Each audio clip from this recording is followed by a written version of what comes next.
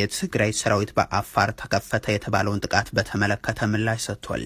ዳምስ የተመረቀ የሚገኘው የህወሓት አርሚ 7 የተባለው ነው አርሚ 7 የተባለው ሰላም ኩራትን ተኻተልቲና ፖፑሊስ ቋ አብርሃም ጻخب ነዚህ ቻናልና ሐድሽን እንትኾንኩም ላይክ ሰብስክራይብ በመጋር ጀምሩ ለሞን ከምትልሙ ሐድሽን ትኩሳን ጻባትና ባኹም ክነብላ ምሳናት ዝምሑ ሰናይ ጻንሒት ከትግራይ ጊዜያዊ አስተዳደር የተሰጠ መግለጫ በቅርብ ጊዜ ወዲህ ሰላማዊና ፖለቲካዊ ሂደት የሚያናጉ ክስተቶች እንዲሁም የፕሪቶሪያው ስምምነት የሚጎዱ እንቅስቃሴዎች እየተመለከትን ነው። ትግራይ ለማናጋትና እርስ በርስ እንድንጣላ ተብሎ በአፋር ውስጥ ታጣቂዎች እንዲደራጁ እንዲታጠቁ እና ምቹ ሁኔታውን በመፍጠር እናም ድጋፍ በመስጠት እንዲሁም ተልእኮን በመስጠት በትግራይ ላይ ተደጋጋሚ የወሰን ጥሰት እንቅስቃሴ ሲደረግ ቆይቷል። አሁንም እየተደረገ ነው። ነፃ መሬት በሚል ስም በአፋር የሚገኝ ታጣቂ ኃይል ባለፈው ዓመት በተደጋጋሚ በዚህ ዓመትም ደግሞ ቀደም ብሎ በኮነባና በአብዓላ አቅጣጫ በተደጋጋሚ የመተንኮስ ተግባር ሲፈጽም ቆይቷል። አሁንም ቢሆን ግን በትግራይ በኩል ሁከት ወይንም አለመረጋጋት እንዲፈጠር በፍጹም አይፈለግም። ሁኔታው ይህ ሆኖ ሳለ ግን ችግር እየፈጠረ ያለው አካል ተመልሶ ከሳሽ በመሆን ትናንት ረቡዕ ጥቅምት 26 ቀን 2018 ዓ.ም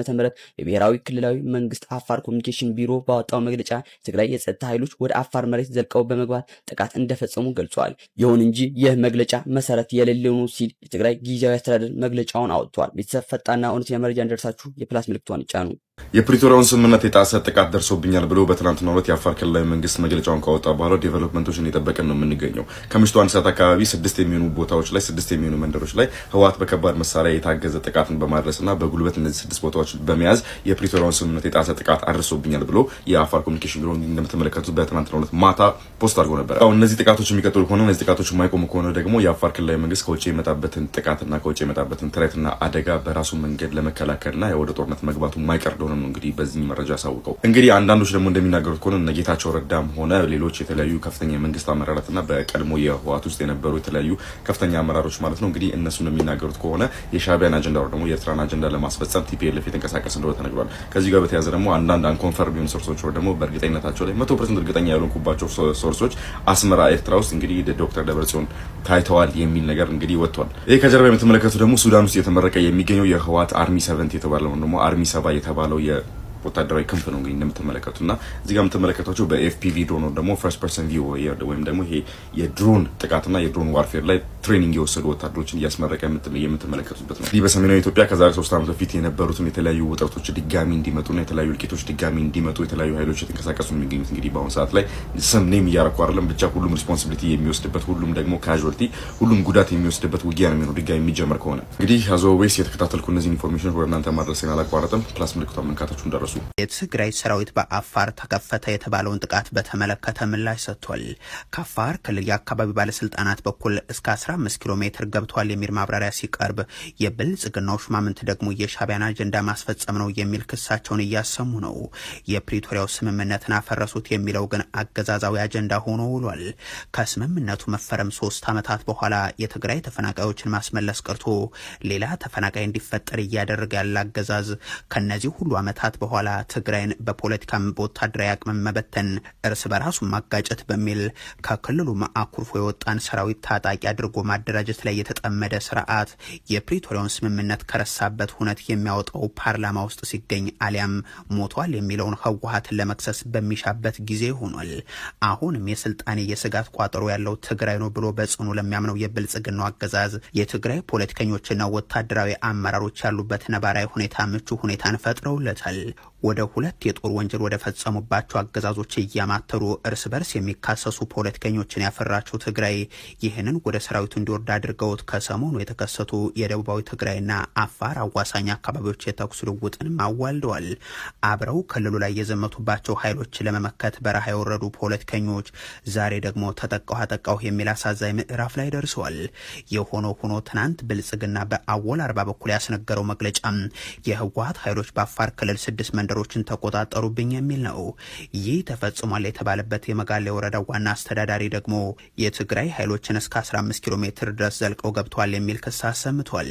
ትናንት የነበረውን የተኩስ ድምፅ ተከትሎ ድንጋጤ የተፈጠረባቸው በቁጥር በውል ያልገለጿቸው ሰዎችን መፈናቀላቸውን አስረድተዋል። ዋና አስተዳዳሪው በአሁኑ ወቅት የተኩስ ድምፅ እንደሌለ አስረድተው ነገር ግን ታጣቂ ቡድኑ ያሉትን ኃይል ወደፊት እየገፋ በመሆኑ በድጋሜ ተኩስ ይቀሰቀሳል የሚል ስጋት አለም ይላሉ። ከቀናት በፊት ፊልድ ማርሻል ብርሃኑ ጁላ በወሎ ከፋኖ ጋር ሆነው ወጉን የሚለውን ጨምሮ በህወሓት የተፈጸሙ ድርጊቶችን ለጦርነት ከበቂ በላይ ምክንያት ናቸው ሲሉ መናገራቸው ይታወሳል። ከፕሪቶሪያ በኋላ ህወሓት የሰራቸው ትንኮሳዎች፣ እምቢባይነቶች በቂ ናቸው ወደ ጦርነት ለመግባት በቂ ከበቂ በላይ ናቸው። የጦረኛ መንግስት ቢሆን ነው ጦርነት የሚናፍቅ ቢሆን ኖሮ ጦረኛ መከላከያ ሰራዊት ቢሆን ኖሮ እስከ ከፕሪቶሪያ በኋላ ህወሓት የሰራቸው ትንኮሳዎች፣ ስራዎች፣ ሴራዎች በቂ ናቸው ወደ ጦርነት ለመግባት። በብልጽግናው አገዛዝ ሰዎች ዘንድ ይኸው ሌላ ምክንያት ተገኘ እኮ የሚል ቅስቀሳም ነው ዛሬ በአገዛዙ መንደር ሲሰራጭ ዋለው። የጠቅላይ ሚኒስትሩ አማካሪ አቶ ጌታቸው ረዳ ደግሞ የሻዕቢያ አጀንዳ ነው ይላሉ። እንደ ጀነራል ፍስሐ ማንጁስና ዮሐንስ መድድ ያሉ ወታደር አዛዦችን እየጠቀሱም ይወነጅላሉ። የቀድሞ ድርጅታቸው ህወሓትን የሚያማክሩት የፌደራል መንግስቱን ወደ ግጭት ለማስገባት በአፋር በኩል ትንኮሳዎችን ፈጽሟል። ይህም የአዛዡን የሻዕቢያን አጀንዳ ለማስፈጸም ያደረገው ነው በማለትም ይከሳሉ። በእርግጥ ከቀናት በፊት በራያ ዘቦ እንዲሁም ወጀራት አካባቢ የነበረውን ተኩስ ልውጥ በተመለከተ ግን ያነሱት ነገር የለም። እንዲያም ሆኖ በትግራይና በአፋር በኩል ያላቸው የትግራይ ሰራዊቱም የሆነ የቲፒኤፍ አባላት የሻዕቢያን ፍላጎት ለማሳካት ወደ እርስ በርስ ግጭት መግባት የለባቸውም የሚል ጥሪ ግን አቅርበዋል። ዛሬ አጀንዳ ሆነው ከዋለው የአፋሩ ጉዳይ ጋር በተያዘም ከትግራይ ሰራዊት በኩል ምላሽ ተሰጥቷል። የትግራይ ክልል ሰላምና ጸጥታ ቢሮ የጸጥታ ዘርፍ ኃላፊ የሆኑት ብርጋዴር ጀነራል ተክላይ ኪዳንም አፋር ገብተን የተቆጣጠርነው አንድም ቦታ የለም ሲሉም ነው ክሱን ያስተባበሉት። እኛ የከፈትነው ግጭት የለም፣ እንደዚህ አይነት ዝግጁነትም የለም የሚሉት ብርጋዴር ጀነራል ተክላይ በምላሹ የአፋር ኃይልና የሐራ መሬት ኃይሎች የሚሉ አካላት ተደጋጋሚ ትንኮሳዎችን ፈጽመውብናል ሲሉም አቀርበዋል።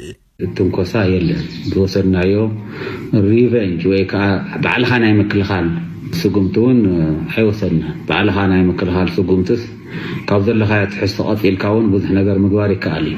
ኣብ ዘለናያ ቦታ ኮይና ባዕልና ከም ምክልኻል ተሓለፈ ግን ምንም ዓይነት ናብ ናይ ዓፋር ቦታ ዝተቆጣጠርናዮ ቦታ የለን፣ ከምኡ ዓይነት ድልየት እውን የለን። በአፋር ራሳቸውን ሐራ መሬት ብለው የሚጠሩት በኩል በተደጋጋሚ ከአፋር ኃይል ጋር ሆነው የተለያዩ ቦታዎች ላይ ጥቃት ሲፈጽሙ ነበርም። የሰው ጉዳትም ደርሶብናል እናውቃለን። የደረሰውን ጉዳት ግን በሚዲያ መግለጽ አልፈለግንም ሲሉም ነው እኒህ ወታደር አዛዥ ያከሉት። ጀነራሉ ተደጋጋሚ ጥቃት ተፈጽሞባቸዋል በሚል የጠቀሷቸውም እንደ ምላዛት፣ ወጅራ፣ ገርባገው እንደዚሁም ደሳ የተባሉ አካባቢዎችን ነው። ባሳለፍነው እሁድም ገርባገውና ደደርባ በተባለም አካባቢ ትንኮሳዎችን ፈጽሟል። ጉዳትም ደርሷል። እንዲያውም እንጠያየቅ ከተባለ ብዙ አያስፈልግም ብለን ስላሰብን እንጂ የአፋር ልዩ ኃይል የትግራይ ቦታዎችን ተቆጣጥሮ እንደሚገኝ እናውቃለን። ይህንን በይፋ ለህዝባችን ግልጽ እናደርገዋለን ሲሉም አክሏል።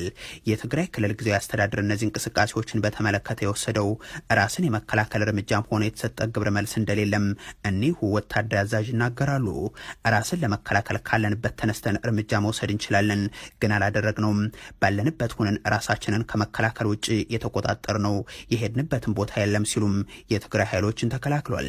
የፕሪቶሪያው ሰላም ስምምነት ፈርሷል እስካልተባለ ድረስ እሱን አክብረን መቀጠል ነው የምንፈልገው የሚሉት ብርጋዴር ጀነራል ተክላይ